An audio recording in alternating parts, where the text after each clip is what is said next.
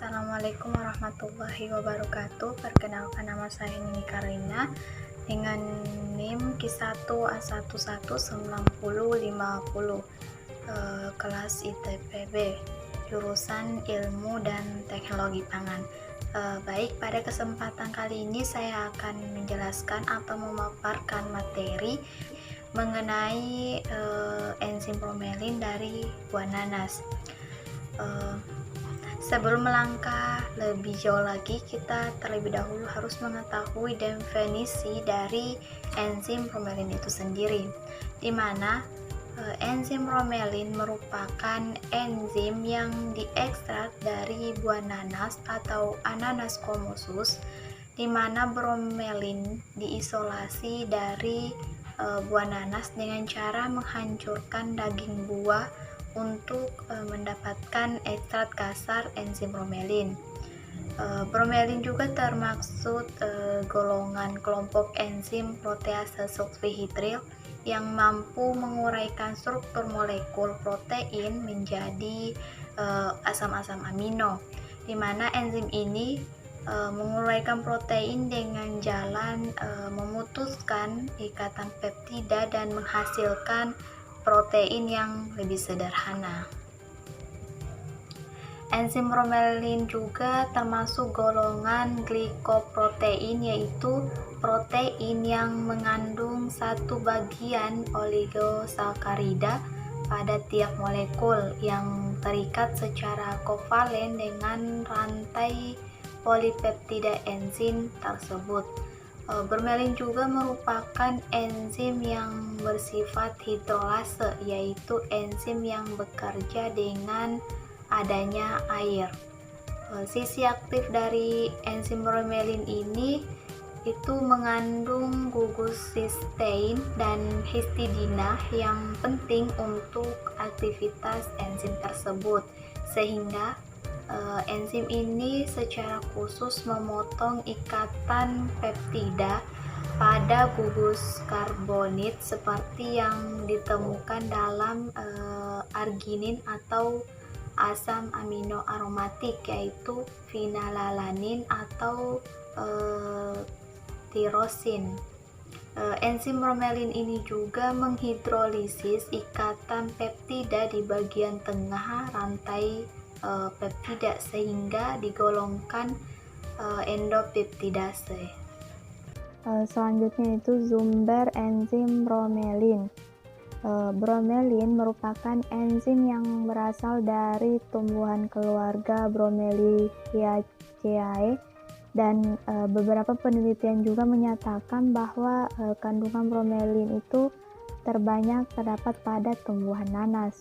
Terus enzim bromelin ini dapat diperoleh dalam tanaman nanas dengan cara mengisolasi ekstrak bagian dari tanaman nanas tersebut.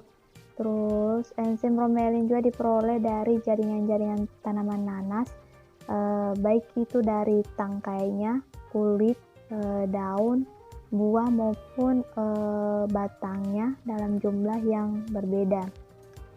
Kandungan enzimnya itu lebih banyak di bagian buahnya. Hal ini ditunjukkan dengan aktivitasnya yang lebih tinggi dibandingkan dengan aktivitas bagian batangnya. Selanjutnya yaitu diagram alir enzim bromelin. Pertama, kita harus menyediakan batang nanas. Setelah batang nanas tersedia, maka langkah selanjutnya yaitu batang nanas tersebut dipotong-potong kecil. Setelah dipotong-potong kecil, maka di blender dan disaring. Setelah di blender dan disaring, maka disentrifugasi pada kecepatan 2500 gram selama 20 menit. Setelah disentrifugasi, maka langkah selanjutnya yaitu dilakukan kejenuhan, yaitu dengan NH4 2 kali SO4, atau dilakukan kejenuhan menggunakan menggunakan amonium sulfat sebanyak 30%, 40%, 50%, dan 60%.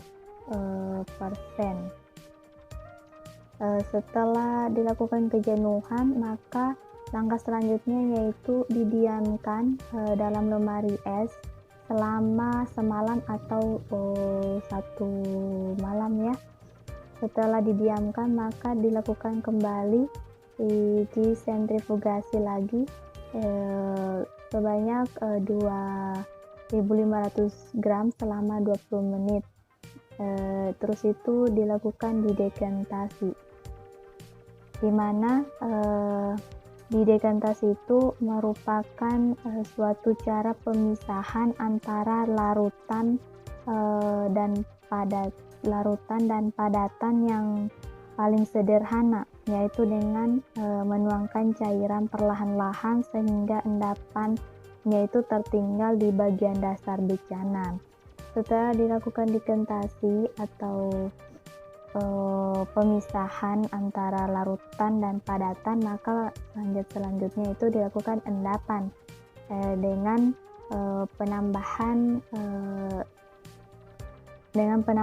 buffer fosfat dengan pH 7. Setelah dilakukan endapan, maka langkah selanjutnya itu dilakukan suspensi enzim, di mana suspensi enzim itu merupakan suatu campuran fluida yang mengandung partikel padat. Setelah dilakukan suspensi enzim, maka dilakukan lagi di dialisis, di mana di dialisis itu penyaringan limba. Setelah dilakukan penyaringan, maka langkah selanjutnya itu disuspensi enzim lagi dari hasil penyaringan tadi atau hasil dari dialisisnya. Setelah dilakukan suspensi enzim dari hasil dialisisnya tersebut, maka langkah selanjutnya itu dilakukan uji aktivitas proteolitik enzim dan uji kadar protein enzim. Selanjutnya yaitu peranan enzim bromelin dalam industri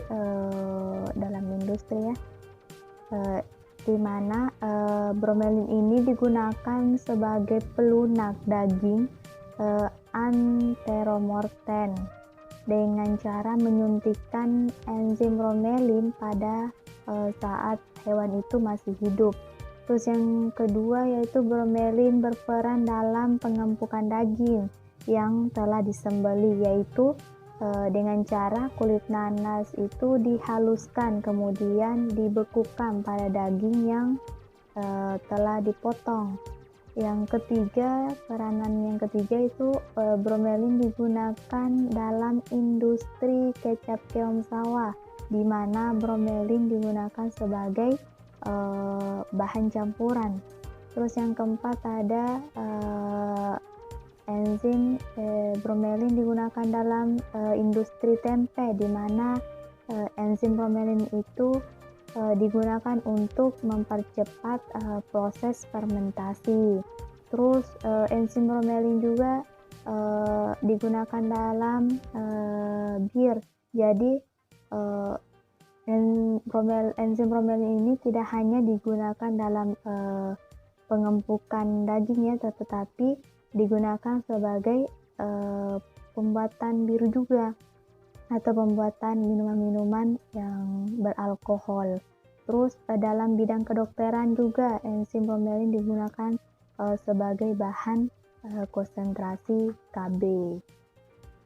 Selanjutnya, kegunaan enzim bromelin itu tidak hanya dalam industri, tetapi kegunaan enzim juga digunakan dalam dunia kesehatan, di mana enzim bromelin ini dimanfaatkan dalam dunia kesehatan itu untuk anti radang, terus itu menyembuhkan batuk dan memperlancar pencernaan. Jadi kegunaan enzim bromelin ini tidak hanya digunakan dalam dunia industri ya, tetapi bisa juga digunakan dalam kesehatan tadi, contohnya untuk menghilangkan anti radang, terus menyembuhkan batuk dan memperlancar pencernaan. Selanjutnya yaitu faktor-faktor yang mempengaruhi enzim bromelin. Yang pertama yaitu pH, di mana pH enzim bromelin itu merupakan enzim yang bekerja pada pH 5 sampai 8. Terus faktor yang kedua yaitu ada suhu, di mana suhu bromelin ini bekerja pada suhu optimum 30 sampai 60 derajat Celcius, di mana jika suhu terlalu tinggi maka kerja enzim bromelin itu akan sangat lambat.